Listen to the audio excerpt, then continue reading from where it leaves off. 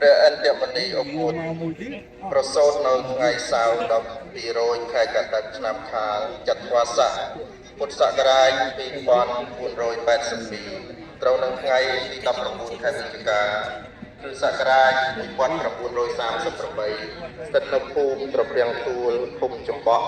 ស្រុកអង្គស្នួលខេត្តកណ្ដាលក្នុងត្រកូលកសិករដែលមានបិតានាមអុកមិចនិងមាតានាមច័ន្ទអ៊ុតព្រះអង្គមានបងប្អូនបង្កើតចំនួន6នាក់ប្រុស4នាក់និងស្រី2នាក់ក្នុងនោះព្រះអង្គគឺជាកូនច្បងគេទាំងអស់ក្រុមគ្រួសាររបស់កុមារអុកមុតបានផ្លាស់ទីលំនៅពីខេត្តកណ្ដាលមករស់នៅក្នុងស្រុកអូជ្រៅខេត្តបាត់ដំបងបច្ចុប្បន្នស្ថិតនៅក្នុងខេត្តបន្ទាយមានជ័យនៅអាយុ7ឆ្នាំមាតាបិតាបានបញ្ជូនកុមារអុកមុតឲ្យទៅស្នាក់នៅវត្តបាលីឡៃក្នុងសំណាក់លោកគ្រូចៅអធិការព្រះនាមច័ន្ទសុខដើម្បីសិក្សាអក្សរសាស្ត្រលេខលោកគុណនៅពុទ្ធសករាជ2491ត្រូវនឹងគ្រិស្តសករាជ1947ក្រុមគ្រួសារកុមារអុកមុតបានផ្លាស់ទីលំនៅម្ដងទៀតមករស់នៅក្នុងភូមិអូតារស់ភូមិភៀមឯកស្រុកបាត់ដំបងខេត្តបាត់ដំបងជាលើកទី2កុមារអុកមុតត្រូវបានមាតាបិតាបញ្ជូនឲ្យទៅសិក្សាបន្តទៀតនៅក្នុងវត្តឈ្មោះប្រាបច្ចាមិត្តហៅវត្តកដុលក្នុងសំណាក់លោកគ្រូព្រះចៅតិកាព្រះនាមព្រះធម្មចរិយាមនីព្រឹកស្ថិតនៅក្នុងភូមិកដុលភូមិកដុលស្រុកបាត់ដំបងខេត្តបាត់ដំបងបច្ចុប្បន្នក្រុងបាត់ដំបងដោយទឹកចិត្តសភាពផងនិងដោយមានការជំរុញពីមេត្តាបិតាយុវជនអុកមុតបានចូលសាងភ្នោះពុះជាសាមណេរក្នុងសំណាក់ព្រះឧបជាព្រះនាមព្រះធម្មចរិយាមនីជូក្រឹកនៅពុទ្ធសករាជ2998ត្រូវនៅគ្រិស្តសករាជ1954ក្នុងជំនាន់17ឆ្នាំបន្ទាប់ពីបានបព្វជិហើយសាមណេរអុកមុតបានស្នាក់នៅវត្តប្រាបច្ចាមិត្តហៅវត្តកដុលបន្តទៀតហើយបានសិក្សាធម៌អាសិក្ខាវិន័យផ្សេងជាច្រើនលុះមកដល់គ្រិស្តសករាជ1957សាមណេរអុកមុតបានសម្រេចចិត្តចូលឧបសម្បទាជាភិក្ខុភាវនាវត្តសីមាវត្តកដុលក្នុងសំណាក់ព្រះឧបជាព្រះនាមពុទ្ធរតនមេធោព្រិនស៊ីចៅអធិការវត្តរំដួលក្នុងនោះមានព្រះធម្មចរិយាមនីជូក្រឹងជាឧបសម្បទាចារ្យនិងព្រះដេចប្រគុណច័ន្ទញឹកជាអនុសវនាចារ្យដែលមាននាមបញ្ញត្តិថាបញ្ញាបតិបោក្នុងជំនមេយុ20ឆ្នាំពុទ្ធក្រោយឧបសម្បទារួចហើយព្រះភិក្ខុបញ្ញាបតិបោអុកមុតបានប្រឹងប្រែងរៀនសូត្របន្ថែមទៀតដោយយកព្រះតីទុកដាក់បំផុតមិនបន្ធូរមិនដាក់ធុរៈឡើយរហូតដល់បានប្រឡងចប់ធម្មវិន័យទាំង3ថ្នាក់គឺធម្មកោសលត្រីតួឯកនិងបានក្លាយជាគ្រូបង្រៀនធម្មវិន័យទៀតផងក្រៅពីសិក្សាសូត្ររៀនផ្នែកកន្ធធុរៈព្រះភិក្ខុបញ្ញាបតិបោអុកមុតក៏បានសិក្សានិងបប្រតិបត្តិយ៉ាងខ្ជាប់ខ្ជួននៅវិបស្សនាធុរៈផងដែរនៅចន្លោះឆ្នាំ1975ដល់ឆ្នាំ1979ប្រទេសជាតិយើងបានធ្លាក់ចូលទៅក្នុងភ្លើងសង្គ្រាមនិងបដូរពីរបបចាស់ទៅរបបថ្មីគឺរបបកម្ពុជាប្រជាធិបតេយ្យព្រះភិក្ខុបញ្ញាបតិបោអុកមុតក៏ដូចជាព្រះសង្ឃខ្មែរទូទាំងប្រទេសដែរត្រូវបានគេធ្វើបាបនិងបង្ខំឲ្យធ្វើការងារកសិកម្មនិងការងារផ្សេងៗដែលផ្ទុយអំពីធម៌វិន័យរបស់ព្រះសង្ឃនៅឆ្នាំ1977ដោយមិនអាចអត់ធ្មត់ចំពោះការបំពានផ្លូវកាយនិងផ្លូវចិត្តពីសំណាក់ពួកទាហានខ្មែរក្រហមព្រះភិក្ខុបញ្ញាបតិបោអុកមុតបានសម្រេចប្រតិលាចាកសិក្ខាបទទៅជាក្រហមក្នុងអារាមវត្តនរាស្ថិតនៅឃុំនរាស្រុកសង្កែខេត្តបាត់ដំបងនៅឆ្នាំ1979ពេលដែលប្រទេសជាតិរបស់យើងត្រូវបានរំដោះឧបាសកអុកមុតបានចូលបួសជាថ្មីនៅថ្ងៃអង្គារ4រោចខែផលគុណឆ្នាំរកាត្រីស័កពុទ្ធសករាជ2525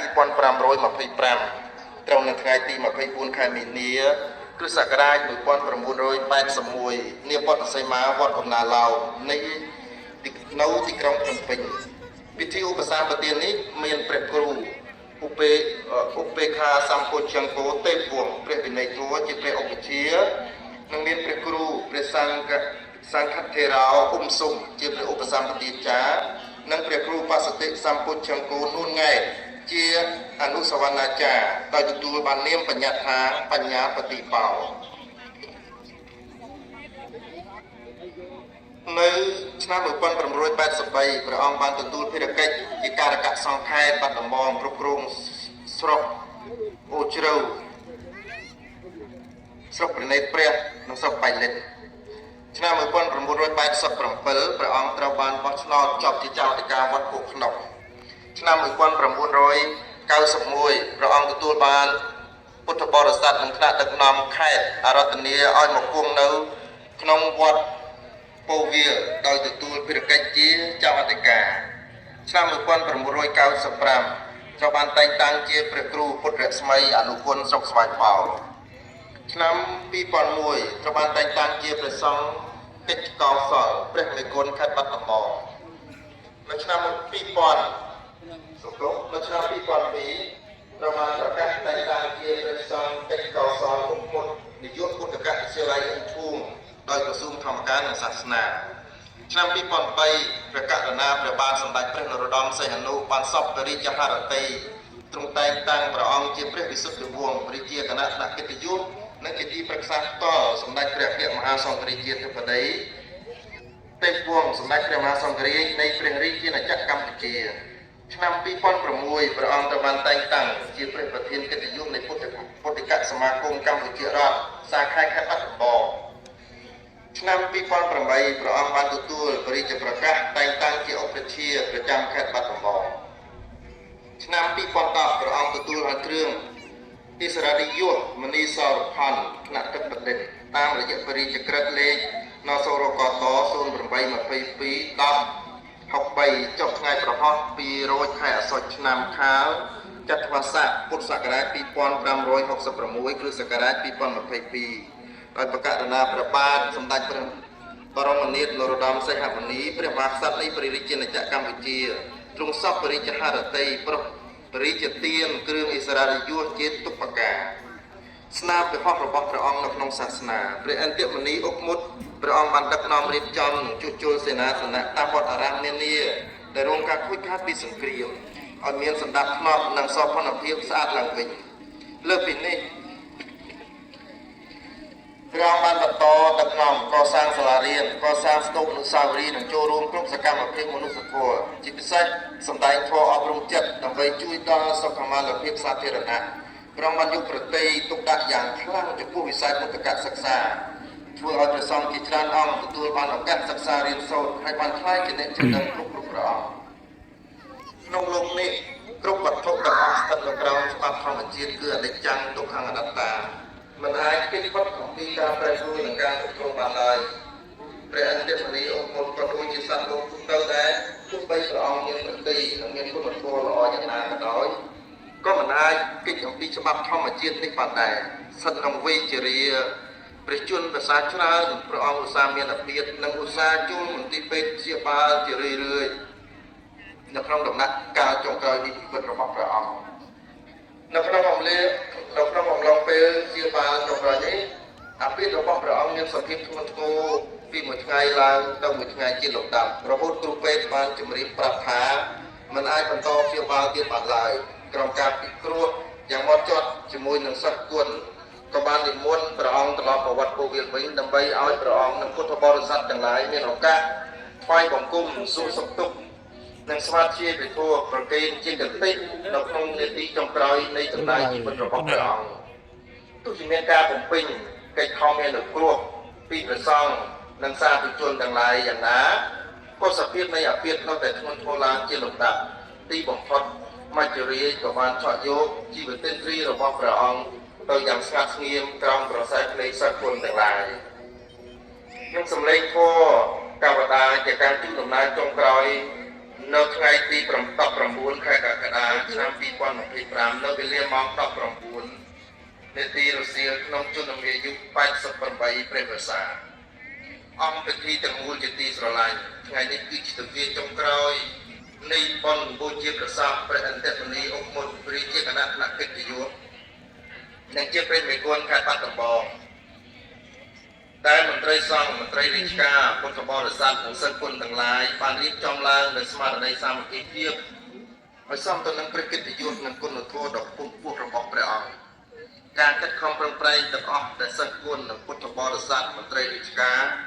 បានរៀបចំឡើងពេលនេះគឺជាការសម្ដែងនៅកញ្ញូតាធម៌ដ៏ជ្រាលជ្រៅក្នុងនាទីចុងក្រោយមុននឹងប្រារព្ធពិធីបូជាសពប្រកបដោយសេចក្តីសោកស្ដាយនិងអាឡោះអាល័យជាទីបំផុតសូមឧទ្ទិសមហាកុសលទាំងឡាយប្រគេនិបាតវិញ្ញាណព្រះអន្តរនីអុកមុតសូមព្រះអង្គនិមន្តទៅកាន់សុគតិភពកុំបីភ្លេចឡើយជាកិច្ចបញ្ចប់ទូលព្រះបង្គំខ្ញុំប្រកាសរណាអាត្មាភាពតាំងនាមជួបមុខឲ្យគណៈកម្មការរៀបចំបុណ្យទាំងមូលសូមថ្លែងអំណរព្រះគុណនិងអរគុណយ៉ាងជ្រាលជ្រៅជាទីបំផុតចំពោះសម្ដេចព្រះពុទ្ធជ័យមនី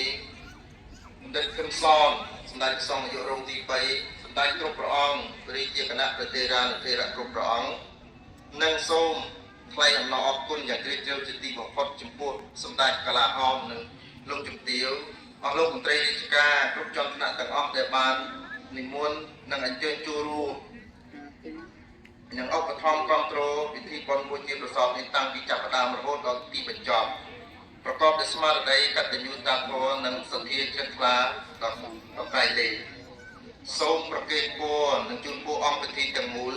សូមទទួលបាននូវពុទ្ធពរទាំងឡាយ4ប្រការគឺអាយុវណ្ណៈសុខៈពលៈកំបីគ្លៀងគ្លេឡើយសូមអរព្រះគុណសូមអរគុណសាធុ